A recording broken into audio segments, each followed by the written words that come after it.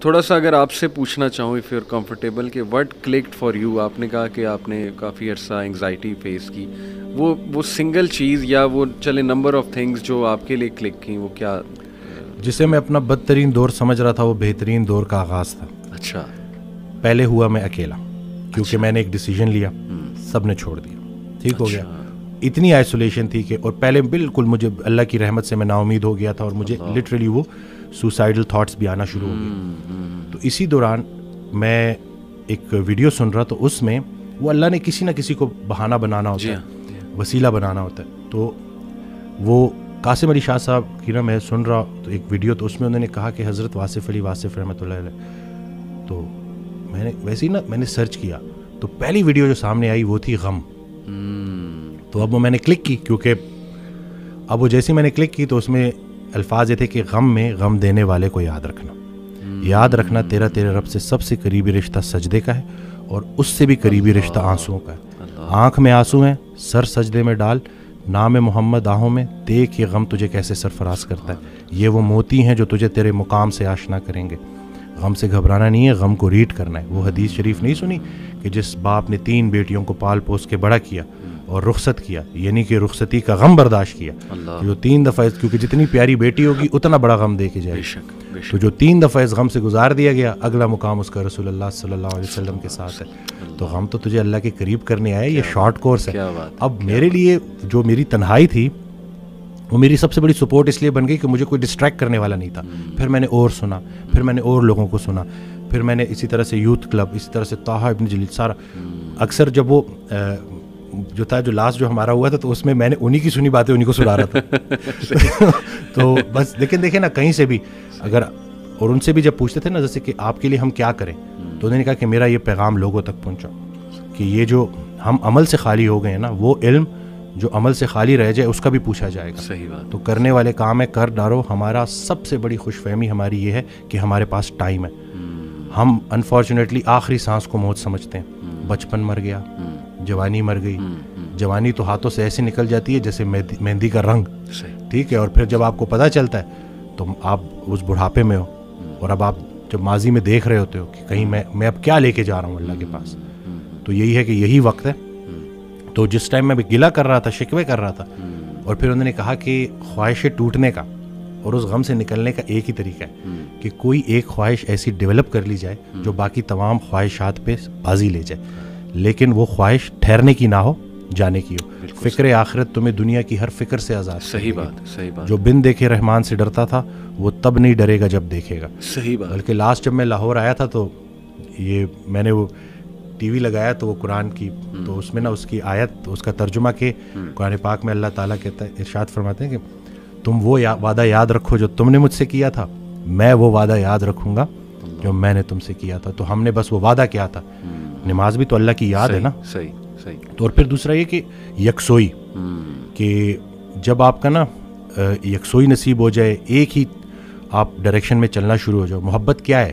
محبت ادھر ادھر دیکھنا نہیں ہے، ایک ہی ڈائریکشن میں دیکھنا. بالکل صحیح. تو جب آپ کی ڈائریکشن اللہ کی طرف ہو جائے نا، پھر اٹھنا بیٹھنا ہر چیز، اور ویسے ہی اللہ تعالیٰ آپ کو مشکل سے نکال لیتا ہے. اور ڈاکٹر صاحب آئی تھنک یہ جو سینٹینس ہے نا جو آپ نے بولا تھا کہ اللہ سنبھال لے گا، بالکل ultimately you have to leave everything to Allah.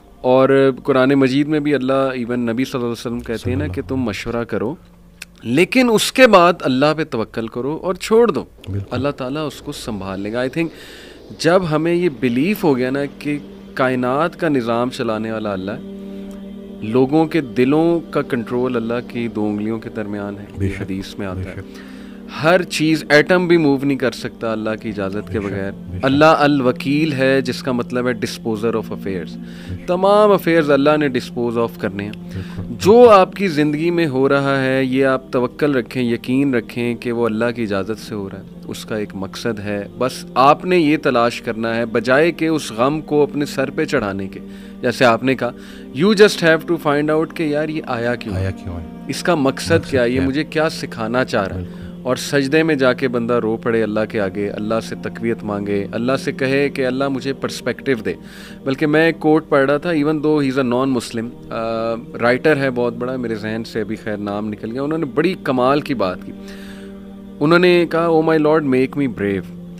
And مجھے ایسی سکت دے کہ میں اپنے غم سے وہ ریزن ڈھونڈ سکوں کہ یہ آیا کیوں ہے. سبحان اللہ. یعنی ایون دو از اے نان مسلم, لیکن یہ کہ اتنی اس میں عقل ہے کہ وہ یہ دعا کر رہا ہے. تو یہی بات ہے کہ وزڈم فائنڈ آؤٹ کرو کہ یہ کیوں آیا ہے.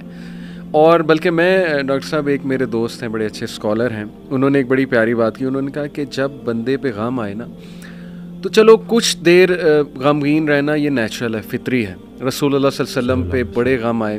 حضرت خدیجہ کی جو ڈیتھ تھی وہ اس سے بڑا غم نہیں تھا. The most smiling face did not smile for months. تو اٹس نیچرل, اوکے. لیکن وہ رک نہیں گئے.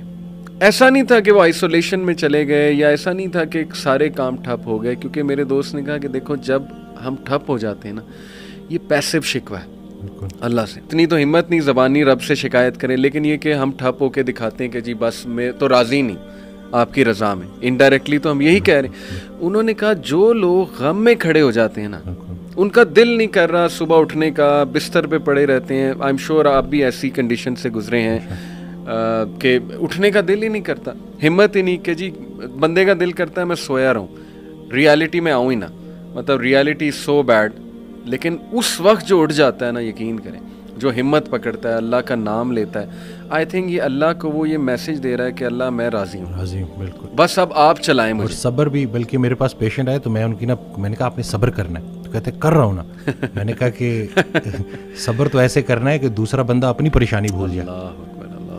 صبر ایسے آپ نے ڈیفائن کرنا ہے کہ دوسرا آپ کے پاس آئے اور آپ, کیونکہ یہی صبر ہے. بالکل ایسے. اب آپ کو میں دیکھ رہا ہوں آپ نے اپنے آپ کو چور چور کر دیا. اور باقی ایک اور بات کہ اپنے آنسوؤں کو لوگوں کے سامنے رائیگاں مت کرنا, کیونکہ ان آنسوؤں کی خریدار رحمت پروردگار ہے.